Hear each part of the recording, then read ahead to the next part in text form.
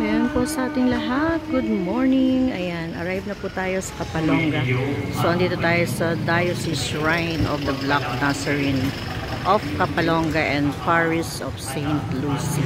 Ayan, magandang umaga po sa ating lahat muli. Ayan, sinuwerte tayo dahil nakaabot tayo kahit paano sa misa ng ating Black Nazarene. So,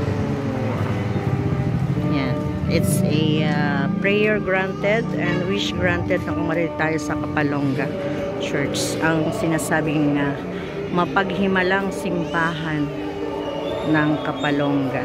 So, let's offer our prayers dahil nandito tayo para magsimba.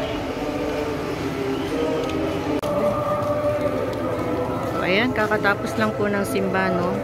So, mag-offer na lang tayo ng ating rosary, which lagi ko namang ginagawa kapag especially pag napunta tayo ng Antipolo. So ngayon nakarin tayo sa Kapalonga at mag-o-offer tayo ng rosary, full rosary for today.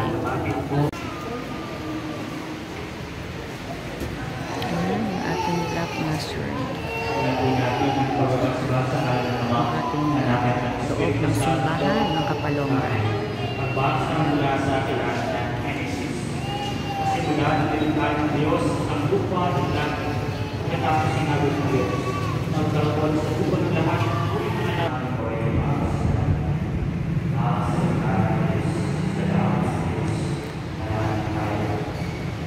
Kung ang iyong pasusan mo ang mga sakawa na iyong pinagdaan para sa iyong mga balan na nag-uwan, gawin mo lahat ng agumang buwan ng kaling ng iyong pagpapalan.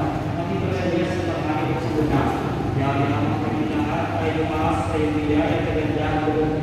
Hinihintay namin ito sa pamamagitan ng Kristo.